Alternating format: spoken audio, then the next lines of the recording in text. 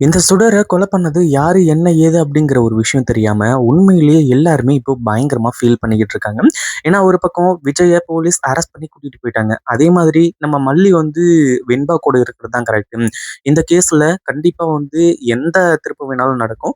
மல்லிய மட்டும் நம்ம விட்டு குடுத்துறவே கூடாது. ஏன்னா, இப்போ எல்லா பிரச்சனைகளுமே நீங்கி உண்மையிலேயே இப்போ வெண்பா சேஃபா இருக்காங்க அப்படின்னா, அதுக்கு முழுக்க முழுக்க காரணம் நம்ம மல்லி மட்டும் தான். அப்படி இருக்கும்போது மல்லி மேல எந்த ஒரு தப்பும் இருக்காது. மல்லி இந்த கொலைய பண்ணல அப்படிங்கிற விஷயம் நம்ம விஜய்க்கு நல்லாவே தெரியும். பட் இருந்தாலுமே வந்து இப்போ விஜய் வந்து நல்லா இருக்கணும். அதாவது விஜய் வந்து இப்போ மல்லி வந்து இங்கேயே இருக்கட்டும் அப்படிங்கிற மாரி வந்து சொல்லி, அவரும் வந்து இப்போ ஜெயிலுக்கு போயிட்டாரு. அதாவது போலீஸ் ஸ்டேஷன்ல லாக்அப்ல வச்சிருக்காங்க. ஆனா அதே சமயத்துல நம்ம மல்லி இருந்துட்டு இப்போ ஆதாரங்கள தேடி அலைஞ்சுட்டு இருக்காங்க. உண்மையிலேயே இந்த ஆதாரங்கள்லாம் கிடைச்சது அப்படின்னா, உண்மையிலேயே இப்படிப்பட்ட விஷயங்கள் நடக்கும் அப்படின்னு யாருமே எதிர்பார்த்திருக்கவே மாட்டாங்க. அதே மாதிரி மல்லி வந்துட்டு இப்போ நெறைய இடத்துக்கு போறாங்க. அதாவது அந்த கத்திய வாங்குன இடத்துல போயிட்டு, இந்த மாரி இந்த கத்தி யாராச்சும் இப்போ நேத்து, முந்தா நேத்து ஒரு 2, 3 நாள்ல வந்து யாராச்சும் வாங்குனாங்களா? அப்படிங்கிற மாரி வந்து விசாரிச்சுக்கிட்டு இருக்காங்க. அதாவது இப்போ இதுல அந்த 2 கத்தியுமே சேம் அப்படிங்கிற மாரி வந்து சொல்றாங்க. பட் இருந்தாலுமே கூட, இங்க இப்போ மல்லி வந்து கொலை பண்ணல, விஜய் தான் கொலை பண்ணான் அப்படிங்கிற மாரி வந்து சொல்லி, அவரு வந்து இப்போ போலீஸ் ஸ்டேஷன்ல போய் உட்கார்ந்துட்டு இருக்காரு. இப்போ மல்லி வந்துட்டு எல்லா ஆதாரங்களையும் சேகரிக்கணும்னு நெனைக்கிறாங்க. அதாவது உண்மையிலேயே விஜய் மேல எந்த ஒரு தப்புமே இல்ல அப்படிங்கிறத வந்து நிரூபிக்கணும் அப்படிங்கிற மாரி வந்து சொல்லி, ஆனா அடுத்தடுத்த விஷயங்கள் எல்லாமே விஜய்க்கு அகைன்ஸ்டாவே நடக்குது. இப்ப அங்க போய் கேட்டாலுமே கூட, அங்க வந்து இந்த மாரி கத்தி வந்து இல்ல, அப்படி இப்படிங்கிற மாரி வந்து சொல்றாங்க. பட் இருந்தாலும் இப்போ நம்ம மல்லி இத அப்படியே விடுறது கிடையாது. மறுபடியும் வந்து அந்த சம்பவம் நடந்த அதே ஸ்பாட்டுக்கு வந்து போறாங்க. அந்த ஒரு டைம்ல தான் வந்து அதாவது நம்ம பாபு இருக்கார் இல்லையா? பாபுவும் வந்து மல்லி கூட வராங்க. மல்லி வந்து ஏற்கனவே என்னென்னலாம் நெனச்சுட்டு இருக்காங்கன்றது தெரியல. ஏன்னா மனசுக்குள்ள எப்படியாச்சும் விஜய காப்பாத்தி ஆகணும் அப்படிங்கிற மாரி வந்து சொல்லி, அவ்ளோ வந்து ஒரு வெறியோட வந்து தேடிட்டு இருக்காங்க. இன்னொரு பக்கம் பாபு அதாவது தன்னோட அண்ணன்கிட்ட, "அண்ணா அன்னைக்கு என்ன நடந்துச்சுன்னு எக்ஸாக்ட்டா சொல்லுங்கண்ணே. அதாவது அந்த சுடர பார்க்கறதுக்காக வந்தவன் யாருன்னு உங்களுக்கு தெரியுமா? அவன அடையாளம் காட்ட முடியுமா?" அப்படிங்கிற மாரி வந்து கேட்குறாங்க. அதாவது "அவன எனக்கு நல்லா தெரியும் மல்லி. அதுவும் இல்லாம அவன எங்கேயாச்சும் பார்த்தேன் அப்படின்னா, கண்டிப்பா நான் வந்து அவன் யாரு, என்ன, ஏது அப்படிங்கிறது சொல்றேன். விஜய் மாப்பிள்ளைய எப்படியாச்சும் காப்பாத்தி ஆகணும். இந்த கொலைய நீயும் பண்ணல, விஜயும் பண்ணல அப்படின்னா, அப்போ யார் தான் இந்த கொலைய பண்ணியிருப்பாங்க?" அப்படிங்கிற மாரி வந்து கேட்டுட்டு இருக்காங்க. என்னன்னு சொல்றது வந்து தெரியலண்ணே. எல்லாமே தப்பு தப்பாவே நடந்துகிட்டு இருக்கு.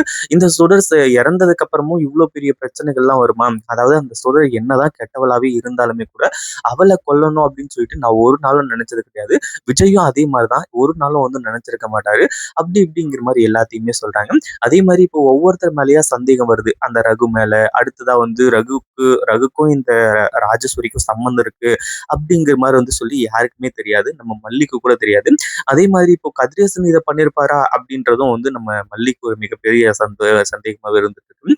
இப்ப என்ன ஆச்சு அப்படின்னு பார்த்தீங்கன்னா, இப்போ நம்ம பாபுவும், மல்லியும் வந்து வெளிய போயிட்டுருக்கப்போ, அந்த நவீன வந்து பார்க்குறாங்க. ரகுவோட ஃப்ரெண்டு. ஏற்கனவே ரகுவோட ஃப்ரெண்டு வந்து இங்கருந்து நம்ம முதல்ல எஸ்கேப் ஆயிடணும். என்னென்னமோ நடக்குது. நம்ம ஒண்ணு நெனச்சு பண்ணா, அவங்க ஒண்ணு நெனச்சு பண்ணி கடைசியில என்னென்னமோ நடந்து முடிஞ்சிருச்சு. இதுக்கப்புறமும் நம்ம இங்க உட்கார்ந்துகிட்டு இருந்தோம் அப்டின்னா, அடுத்தடுத்து நமக்கு தான் மிகப்பெரிய ஆபத்து. ரகுக்கு மட்டும் வந்து நம்ம தான் அந்த பணத்த திருடினோம் அப்டிங்கிற மாரி வந்து தெரிஞ்சது அப்டின்னா, கண்டிப்பா வந்து இது கொஞ்சம் கூட எதிர்பார்க்காத சம்பவமா முடிஞ்சிரும்.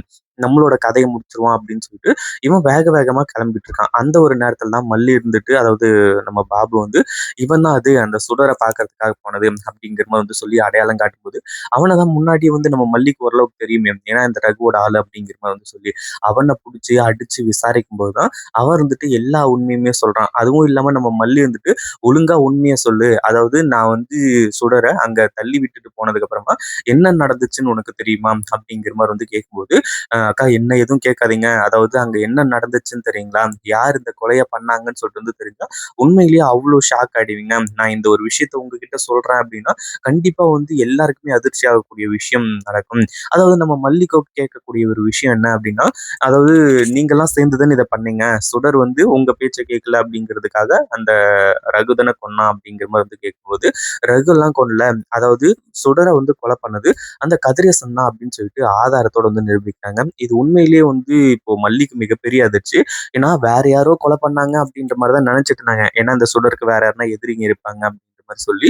ஆனா இது எல்லாத்தையுமே பண்ணது கதிரேசன் தான் அப்படின்னு சொல்லிட்டு அந்த நவீன் சொன்ன உடனே உண்மையிலேயே செம்ம ஷாக்ல இருந்துட்டு இருக்காங்க. அதாவது ஏற்கனவே வந்து இந்த அ சுடர் வந்து அதாவது இவன் கொண்டு போன பணம் இருக்கு பார்த்தீங்களா? அந்த ஒரு பணத்த எடுத்துட்டு வந்து தான் இப்ப மல்லியோட ரூம்ல வச்சு, இது மல்லி தான் செஞ்சது அப்படிங்கிற மாரி வந்து சொல்லி கதையா வந்து கட்டிவிட பார்த்தாங்க.